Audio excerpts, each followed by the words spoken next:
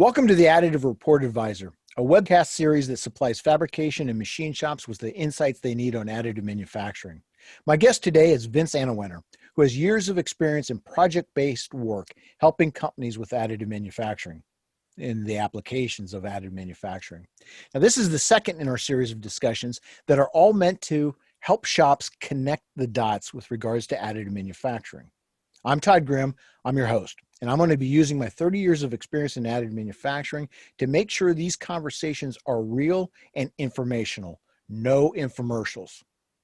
Also, my role is to guide the conversation to make sure it's appropriate for the small and mid-sized businesses wrestling with 3D printing, starting with the number one question of, should we consider additive or shouldn't we? And then digging deeper and deeper to give you the information you need. And this is also all based on an assumption that additive manufacturing is overwhelming and possibly confusing for you. And a lot of the available information that flows to us through the media comes from the successes of large corporations, but those large corporations aren't like you, the small or mid-sized job shop. So we're looking to have conversations that get real and cut through the hype in order to provide real world information and insights that can assist you in doing additive manufacturing the right way. Now, helping us to bring this conversation to you, to bring this valuable information, is our sponsor, Trumpf. Trumpf is a pioneer in additive manufacturing with 20 years of history in this technology. Their approach is to supply industrial solutions to the AM world in order to help bring metal 3D printing into series production. And it's one of the few companies in the world that has two of the major metal additive manufacturing technologies. They offer both laser metal deposition, or LMD for short, and laser metal fusion, LMF. And for LMD platforms, those are hybrid platforms, meaning that on one machine, you can do additive manufacturing right alongside cutting and welding. Now, Vince Anewenter is our guest. Hello, Vince. Hey, Todd. How you doing? Good. How are you? Doing real good. Vince, I'm going to give a brief bio to our audience for you so they have appreciation of where you're coming from with the information you provide, if that's okay. Absolutely. Thanks, Todd. All right. Vince's current position is Director of Milwaukee School of Engineering, that's MSOE's, Rapid Prototyping Consortium. You can see the sign behind Vince or to his left. That is a consortium of companies that MSOE and this team leads and guides in additive manufacturing. Vince has been with the RPC for over 16 years, starting as a product development project coordinator, then moving up to manager of operations, and then on to his current role as director. Vince also serves as treasurer for the Additive Manufacturing User Group and has done so for the past 9 years. Now, Vince is the kind of guy, or he is a guy, that I call up as a sounding board to test thoughts and ideas, to get the truth that comes back, to make sure things are real. So I count on Vince for information, which is why I wanted to invite him as a guest. Now, he started his professional career as a tool maker, becoming a journeyman tool maker. And with that information, the consortium, and also his background as a journeyman tool maker, I think he's an ideal candidate to give us some real world appreciation of additive manufacturing for the job shop. Now, with that long introduction, Vince, I want to turn it over to you and have you describe a little bit more about RPC so that our audience can understand what it is, how it works, what it does, and for whom. Well, thanks, Todd. Appreciate the intro. So the Rapid Prototyping Consortium has been around since 1991. That's why we're still called Rapid Prototyping, not as it's more commonly known now, additive manufacturing or 3D printing. We started out, like all great inventions, out of necessity. We received a 50% matching grant for an SLA 250, and being a small private engineering-focused university, we needed to raise the rest of the funds. So we've always had great ties with local industry, and our dean of applied research at the time reached out to a couple of our industrial partners and said, hey, we have this great opportunity to bring this cutting-edge new piece of technology into our school. We think it could benefit you guys. Would you be willing to chip in, so to speak? And so that kind of gave birth to the idea of the consortium. Since then, it's grown to over 45 companies. What we do, it's evolved a little bit over time, but what we do is we help companies stay abreast of new technologies. We help them understand additive manufacturing and how to integrate it into their operations. Now, a couple key points is that it's a non-compete consortium. So existing members have veto powers over new members joining. It makes it for a collaborative sharing type environment. We do a lot of new product development work, so keeping industry separate is very helpful in allowing our members to feel comfortable sharing the concepts that they help develop and learn with the different projects. Well, you said new product development. My interpretation that might be different than the audience, but can you clarify that tends to lean towards application development for a product that they have? Is that true? Yes, absolutely. And I guess when I say new product development, it harkens back to, when I started at the Rapid Prototyping Center, a lot of our work was traditional prototyping, right? It was how to build a prototype for a process or part that was going to be made from a different manufacturing process. And I would say, over the last 16 years, we've certainly seen a lot of transitions as folks develop end-use applications with rapid prototyping or additive manufacturing. So it's gone from more traditional prototyping to more applications development and even, design for additive, those sorts of things. All right. Now, from the consortium's point of view, I want to see if I can bust a myth. So I think with the media stories that are out there, many shops may have been led to believe that all others are absolutely crushing it with additive manufacturing, just killing it and doing phenomenal stuff. Through the experiences with your consortium members, is that true? Is that false? Is it somewhere in between?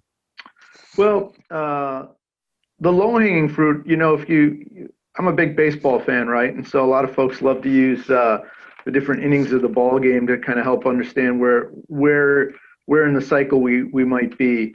And on the traditional prototyping end, I think we've made huge strides. We're probably, seventh inning, so to speak. So when I started off in this industry, you had to build several different prototype models to test different aspects of a new part, right?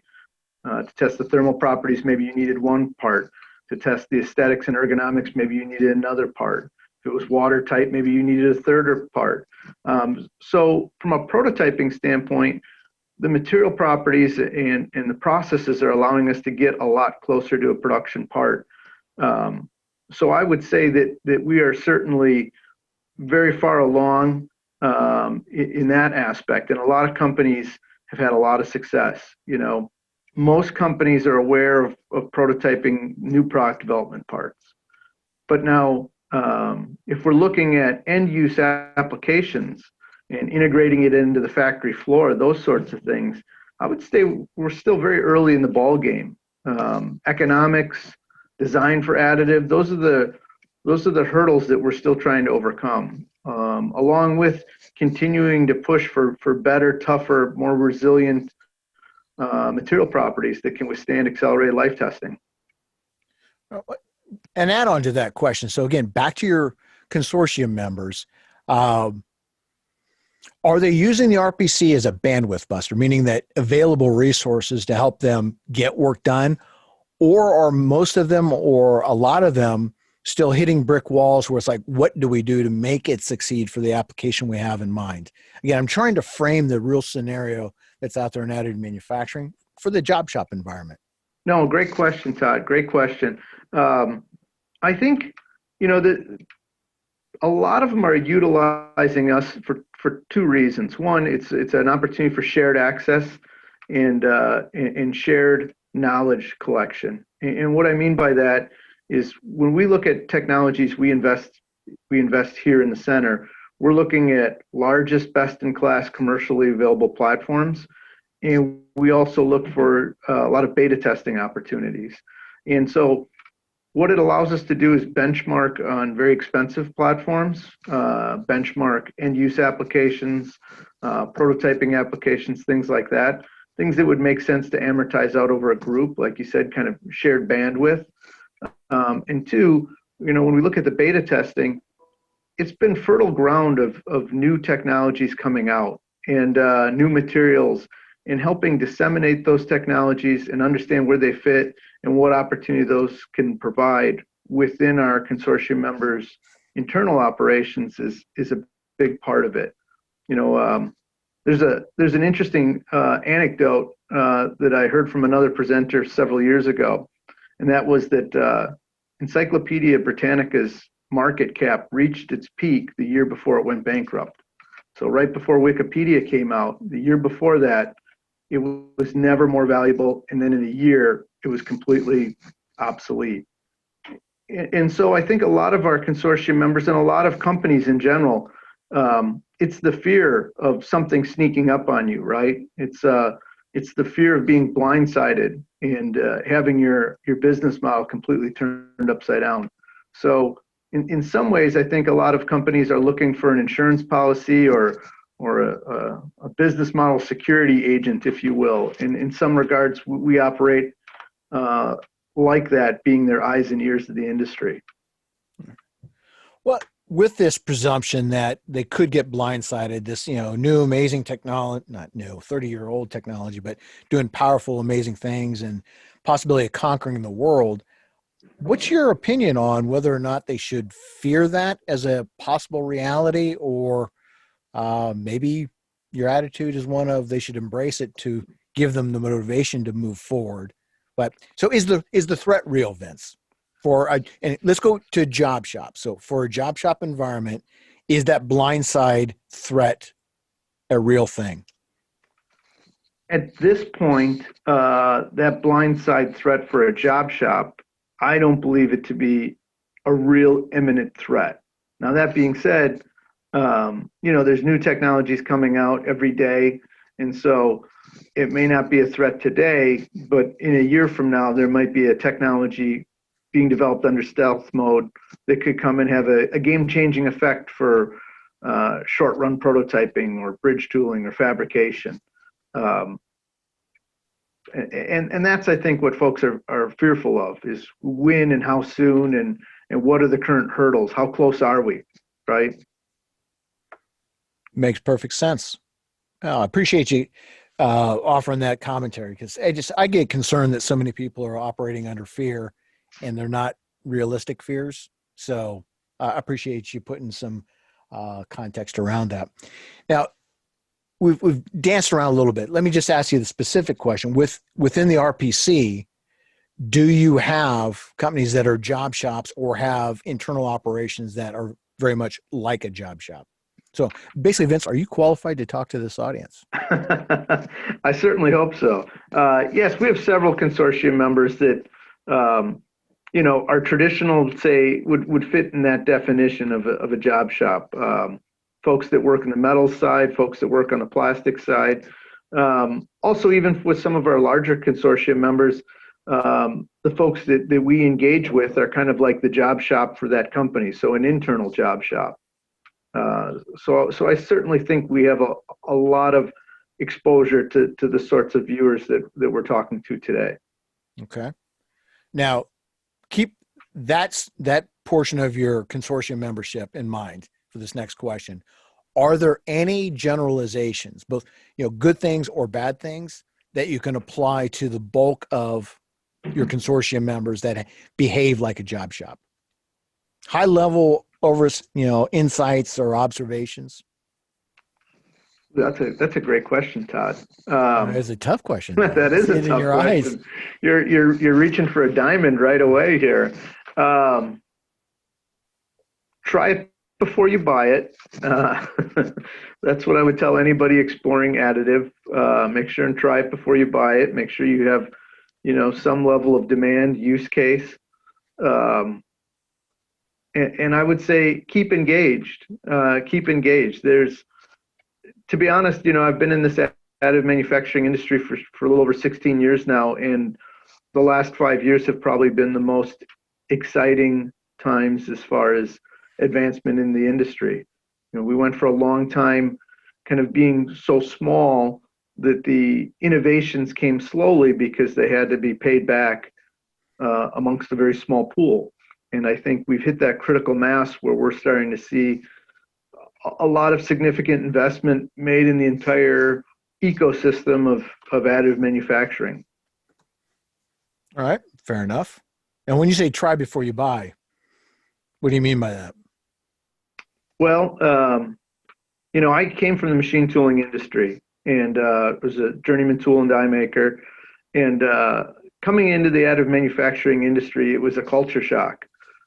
In the machine tool industry, and I think most of our viewers can relate, when you buy a CNC mill or laser cutter or you name it, there's specs for that machine, and they come in and set the machine up, and it meets those specs for accuracy, speed, durability, those sorts of things. We're still a new industry in additive manufacturing, and there's a higher tolerance than in the traditional manufacturing industry for not meeting expectations, right? Folks in the additive manufacturing industry are very tolerant of this being a work in progress. And I think that's a culture shock for folks coming from the traditional fabrication side. It'd certainly be a shock for me if I wasn't expecting it. But are you saying that all the platforms out there are a work in progress, or are you rolling in not only the hardware platform and its software and the materials, but also application development? I mean, I want people to have a fair understanding or appreciation of the real state of the industry, but I also don't want to send them too far in one direction or the other. No, and so that's a good point, Todd. And I don't want to be a wet blanket, so to speak, because like I said, earlier, that the industry's never been moving as fast and making as many significant step change improvements as I've seen in the last 5 years. That being said, it is something that you have to validate on your own. We find that many times, there's the expectations, there's what you read about, and then there's, usually a small collection of caveats where that may or may not work, where it may not work all the time. There's lots of little pitfalls, if you will, in what the bigger marketing picture might be for materials or for applications, whether that be recyclability of the materials, true cost of operations, limitations for geometry, all those accelerated life testing, all of those sorts of things as we continue to advance. Vince, so that the audience knows that we're like them, at least in some ways. Which I often call Vince, and we both bemoan that there's too much news flowing our way, meaning it's overwhelming with the number of additive manufacturing solutions that are being announced on a weekly basis. So, Vince, you agree with that, right? Absolutely. You almost want to throw your hands up and say, no mas, I can't keep up with it. So it's very real. And I would say you and I are additive manufacturing practitioners at least 20 hours a week, if not 40 hours a week or more. And we still have a problem keeping up with it. So I guess we can show empathy for everyone on this, sitting in on this episode, because it's overwhelming for all of us. Absolutely. I think for Todd and myself, it helps to have a deep Rolodex of folks when you hear about a technology that you may not be aware of. I know we both have lots of connections. We start making phone calls of folks that we know and trust, and that have no vested interest in selling us on anything. So that's a key component of it. Oh, absolutely. And that's one of the aspects of, you said you had 3 points with that big open-ended question, but the last of the 3 points was keep engaged. So that's one engagement mechanism, right? The Rolodex of people that have technology you're using or you want to use, or similar applications. So keep reaching out to them. Coming back to the RPC on that, what do you find is typical? Consortium member comes in, spends a year or two with you, masters everything and moves on, or back to this keep engaged? Is it something where they spend years and years and years with you because there's always something new to do, something new to research, or a new platform to have you beta test? No, that's a great point, Todd. Luckily, and we really view that as kind of a badge of honor. Most of our consortium members last for a significant period of time.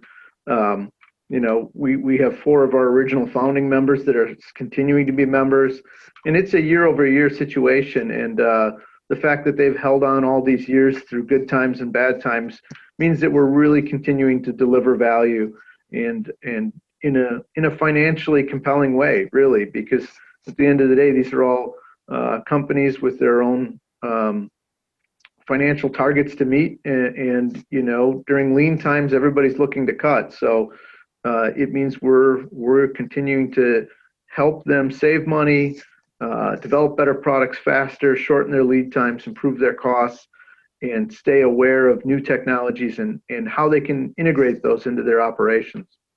Cool. And don't take that as a pitch for the RPC, but instead, those are the kind of things you have to keep engaged on to keep the ball moving.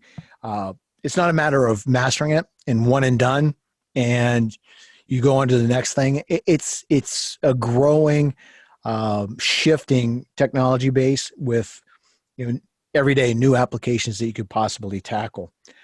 Now, speaking of applications, Vince, thinking of job shop, so machine shop, fab shop, that kind of realm. With regards to applications, what do you think is the strongest application to tackle first in that kind of environment when using additive manufacturing? I think a huge opportunity for a lot of this audience is manufacturing aids, if you will, jigs, fixtures, quality control jigs and fixtures, robotic end of arm tooling. Those sorts of things, I think is where additive is a huge opportunity to advance. I think additive has been exposed for a longer period of time to new product development engineers, to folks designing new products and getting their prototypes. But I think a lot of folks manufacturing goods and other traditional processes have so much on their plate, they keep their head down and stay in their lane, so to speak. And they haven't had the opportunity to be exposed to these new technologies and really understand where they can fit and how they can add productivity on the factory floor. So, yeah, my takeaway on manufacturing aids, jigs, fixtures, etc., pardon me, is that I just want to see if you agree with this, is that it's doable today for most, if not all, companies, including job shops. It's tried and true and it's proven. It doesn't have huge demands on the technology or the output that mean you have to jump through tons of hoops just to get to success. But the other thing I like is that it's a nice starting point where you're interfacing with the actual production of parts, the stuff you're going to sell to your customers, and interfacing with the design side, be that from your customer or internally. So it becomes a nice little sandbox where you've got a productive application that is helping you save money or improve quality, therefore saving money. That's also a great learning platform. Do it, experience it, and then you can take that information and have aha moments for other applications, possibly making end-use parts that you're selling. Agree, disagree, additional commentary? Yeah, absolutely. I think you nailed it there, Todd. One of the things we're seeing is shortage of skilled labor, and I think probably all of the fabrication companies that are watching this can attest to that. I know it seems a little ironic with near record levels of unemployment due to COVID, but just a short few months ago, that was the greatest limitation to a lot of companies expanding. And I harken back to my days as a tool maker, and when I think of a lot of opportunities on the factory floor, I think of operators that maybe were persistent complainers, right? And persistent complaining can lead to a lot of great inventions, really, if you listen to them with the right ear. One of the biggest hurdles to productivity is the fact that for a lot of companies, it's quite cumbersome to try something new on the factory floor, right? You have to have somebody design it up. You have to go back to the tool shop or the tool room. A lot of times they have a long queue. And so you just get through it and you move on, or you ignore a lot of them. With additive, you can try out quick fixtures, quick assembly aids, ergonomic opportunities. You can iterate quickly, and so you can squeeze out a lot of productivity aids quicker, easier, and test them, get them into operations fast with low barriers of adoption. I think that's a real opportunity. Okay. Well, in this bucket of manufacturing aids, you got pretty animated. That's going to be a twofold question. Pretty animated when we were chatting to see what we're going to discuss here in this episode.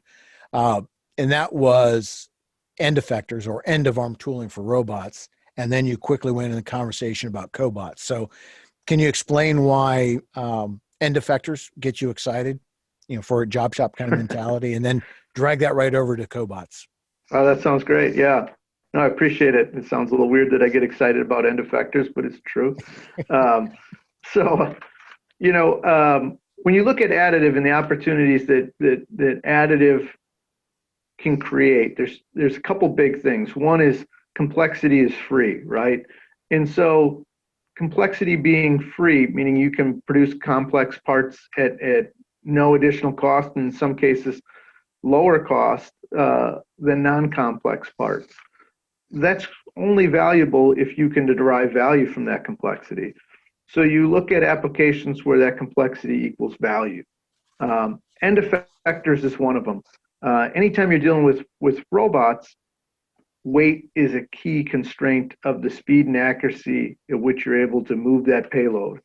Now you can't change the weight of the part, the production part that you're going to be moving. But what you can do is lightweight your end effector. And so that's a huge opportunity. Plus, in many cases, you need soft jaws to go inside of a tool. You don't want to damage the tool. Sometimes you need to iterate. Sometimes the components are quite organic or would create a lot of value being more organic. So that's kind of the argument for traditional end of arm tooling. Now it becomes even more important as we look at cobots. For folks who maybe aren't aware what a cobot is, it's kind of a new technology in the robotics field, and I guess maybe this is a little naive. It's probably been out for a few years now, but it's really starting to gather some steam. For anybody who has had to work with automation, traditional automation is quite expensive. There's a lot of safety guarding, light curtains, precautions that need to get put into place in order to integrate it. Those oftentimes create a situation where you can really only justify automation for large volume, kind of set it and forget it assembly lines, if you will. Where these cobots come into play is they're collaborative robots, and you're able to work right next to human operators hand in hand. And how they largely achieve that is there's limitations on the mass and the speed, also through a lot of designs to eliminate pinch points, but it creates a situation where the robot can't hurt a human. Now, like I said, one of the key ways they do that is they limit the inertia. So weight and payload become a critical feature to your ability to integrate cobots on your factory floor. So these are kind of, if you think of a cobot, think of like a flexible assembly worker, if you will, and you can put them in a line and have them do light assembly, screwing pieces together, sorting things, a lot of kind of limited value applications.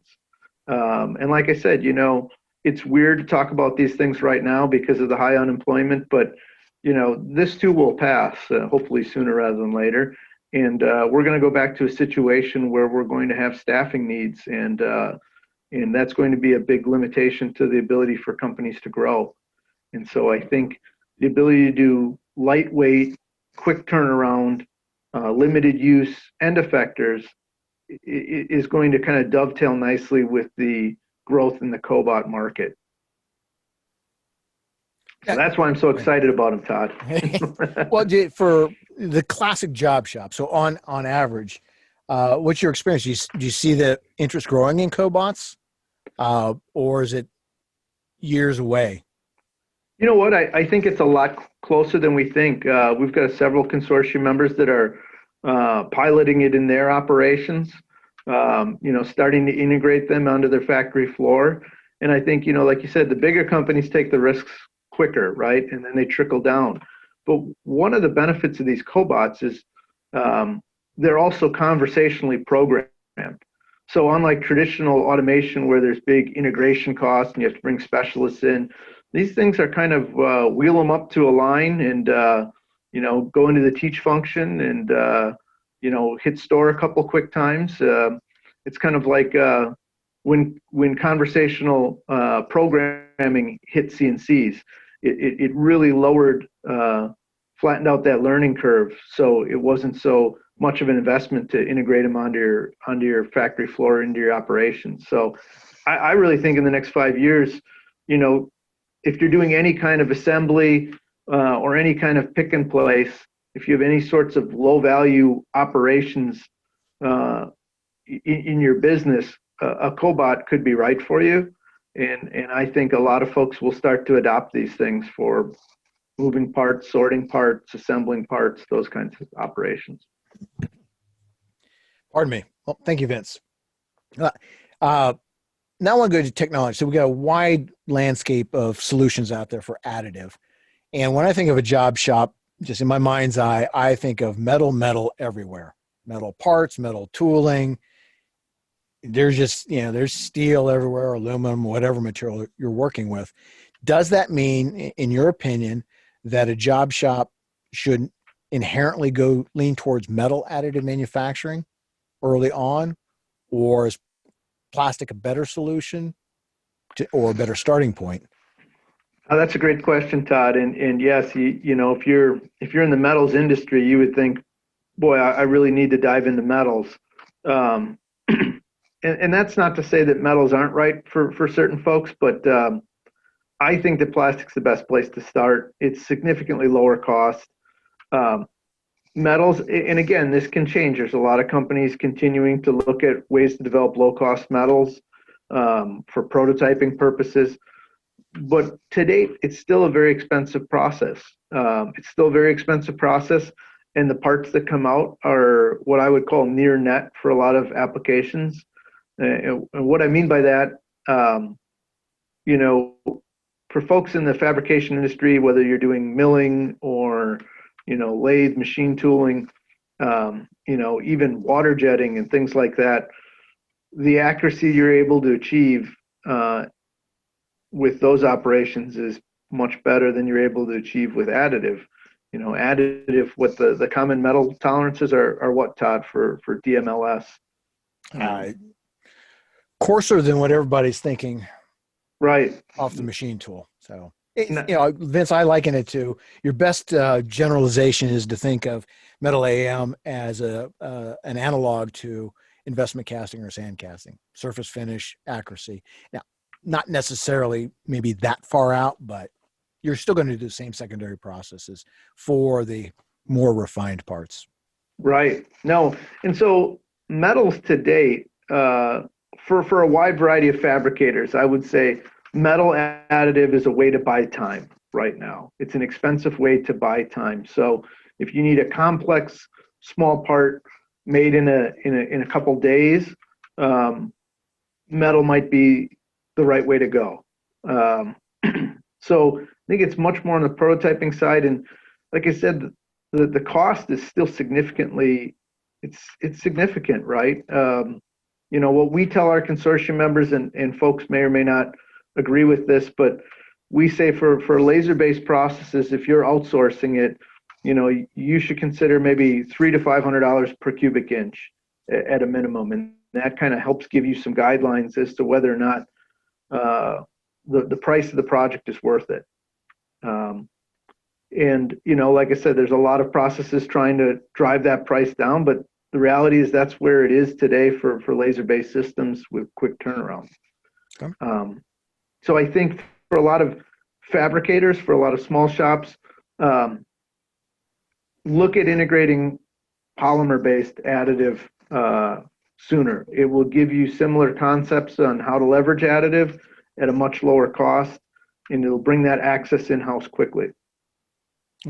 And I may offer the additional comment, if you do bring in plastic additive and you're thinking about fixtures or manufacturing aids, make sure you don't fall in the trap of assuming that it's got to be metal because it's always been metal. And it's probably always been metal because you had stock sitting there and you had a 3-axis manual mill sitting around that wasn't doing anything. So break from assumptions, question everything. So there's very likely that a fixture that you're using or plan to use could be done with plastic instead of metal, if you really think about it.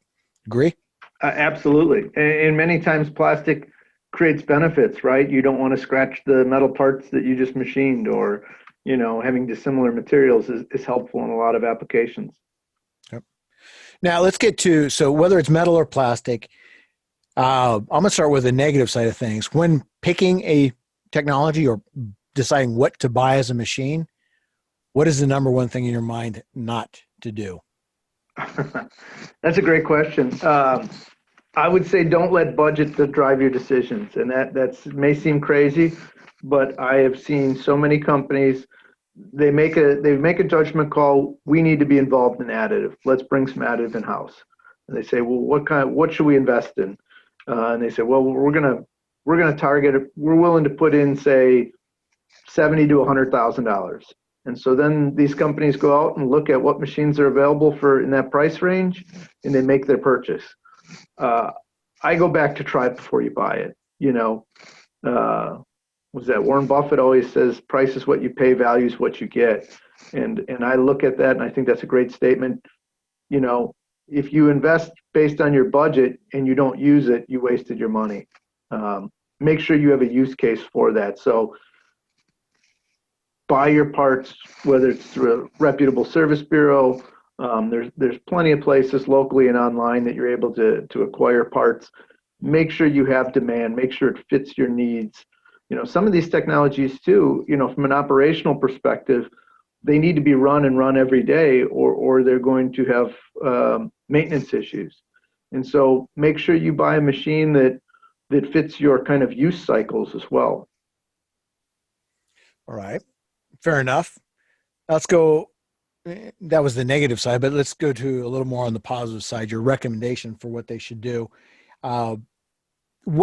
What is your recommendation on what they should be looking for? So obviously it's got to satisfy the needed application, this material, this kind of output, this kind of size, but is there anything that you strongly recommend to people you're talking to when looking to select that technology? And do you know where I'm going with the question, Vince?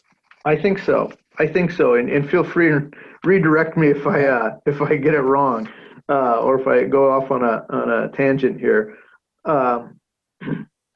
So I think one of the keys to folks bringing in technologies, especially if they're new to additive, is make sure that it's going to be something that fits your operations and that fits the amount of staffing you're willing to contribute, right?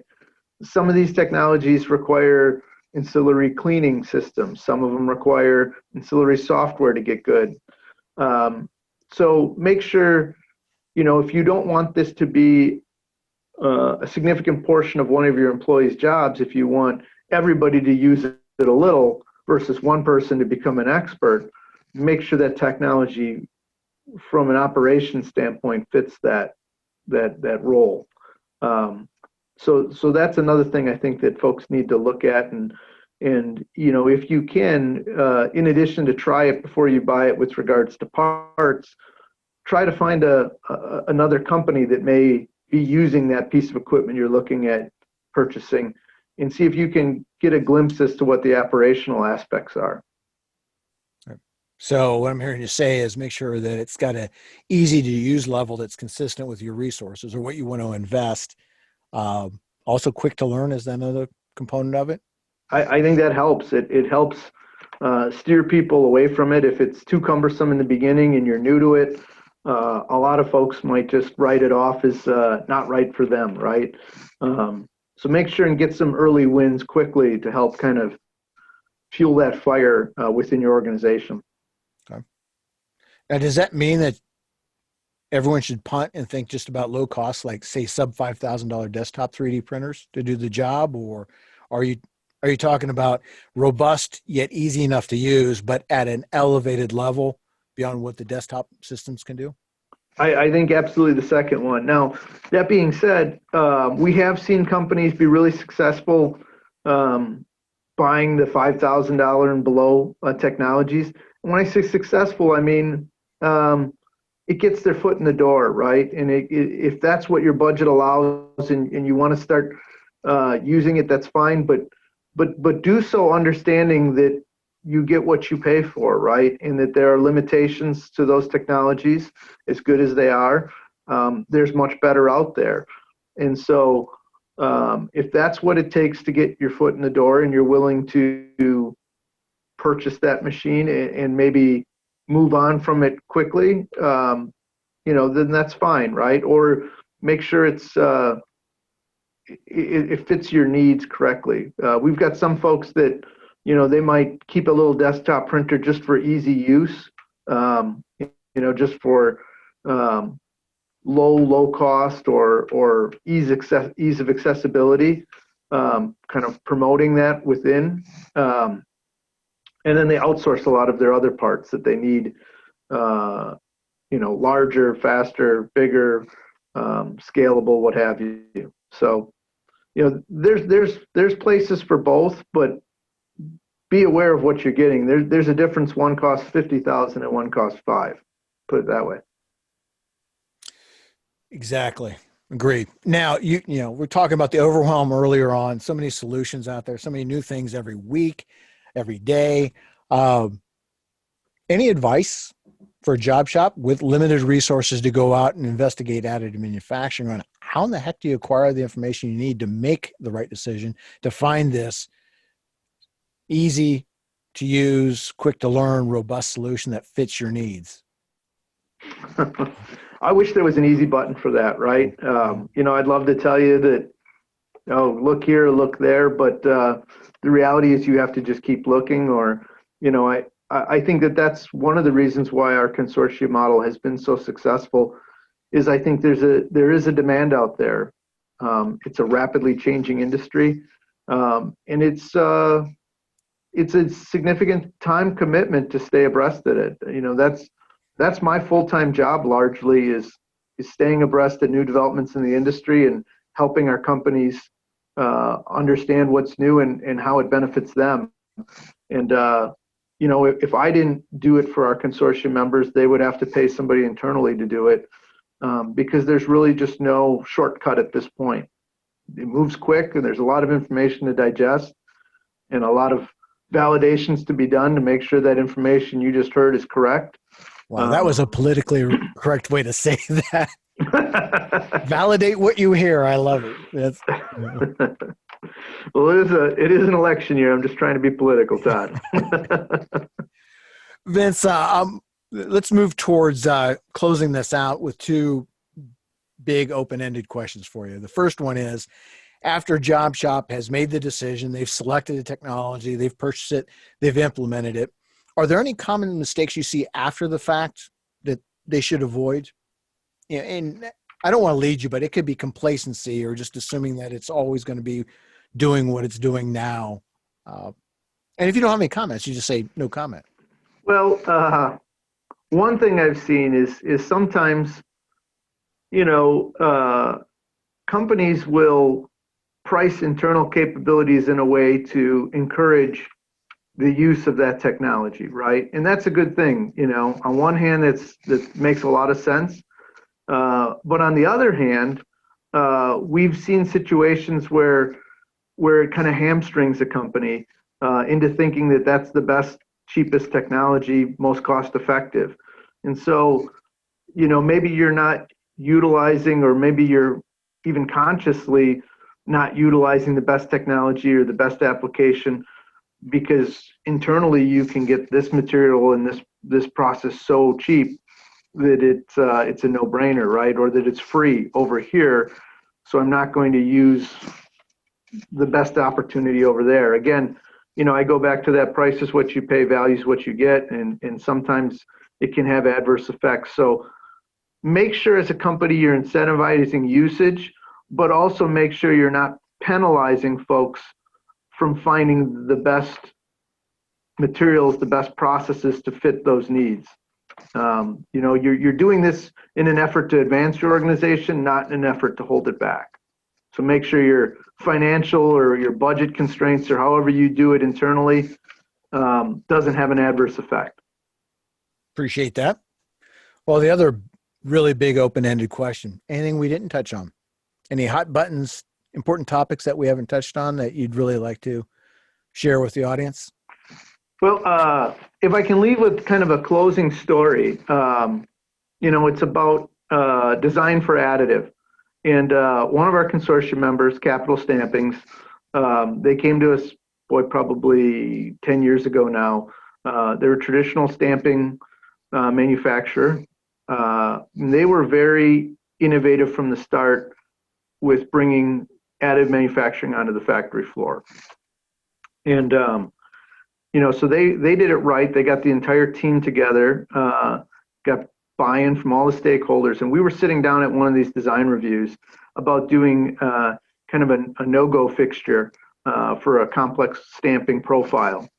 And so they were this was early on, we were somewhat new to additive with them. And so I was going through the different technologies, the different materials, and the different pros and cons of each material. And I was discussing ceramic-filled SLA materials. And I said, the benefit is it's very accurate, not very susceptible to creep. I said, the downside is you drop this on the floor, on the concrete floor, it's going to break. And the plant manager at the time, he said, wait, so you're telling me if I drop this gauge on the floor, it'll break? And I said, yeah, that's unfortunately, that's the downside to it. And he said, whoa. He said, that's exactly what I want. And I said, come again? I didn't really get it at first. I'm telling him that's the weakness to this technology. And he's telling me it's a benefit. He said, see, sometimes I have this issue where, we'll have an operator and they'll drop a gauge on the floor and they don't want to get in trouble. So they don't tell anybody. So they'll bend it straight, hammer it straight, file off the deformed portion or what have you. And then I have a bad gauge and nobody knows about it until it's too late, right? I might go 2 shifts of making scrap parts because the gauge isn't doing what it needs to do anymore. So he said, I would love to have a gauge that is either good or broken and unhideable. And so that was eye-opening for me. Is here I'm the expert practitioner or arguable expert practitioner of additive manufacturing. And it took somebody with little to no additive experience to open my eyes at what I was thinking was a limitation or a downside to this material. It really was one of the best benefits that material could provide. And so, we did an application on that and submitted it, and we actually won a technical competition with the idea of tamper-proof gauges. So, oftentimes with additive, some of the best applications comes from looking at it from a wide variety of different perspectives and getting your entire organization to give feedback into it, I think is very helpful. You can really come up with some really innovative uses. So listen to everybody, let everybody get access to it, and try your best to be creative. Wise words, very wise words. Now, if someone were wanted to tap into what the consortium offers to get some of this wisdom and maybe help to break through for creative ideas, how would they get in contact with RPC or yourself? So obviously we have a website. My contact information is on the website. I'm happy to engage. And what is the address of the website? Yes. www.msoe.edu/RPC. Beautiful. So thank you. Appreciate that. No, that prodding. It's the least I can do. You've offered some very valuable insights that I hope the audience has really enjoyed and are taking it away and using it for additive manufacturing planning. So with that, Vince, I really thank you very much for your time and for sharing that information for us. I'd also like to thank, in closing, Trump for its generous support that allows us to bring this great information to all you job shops out there.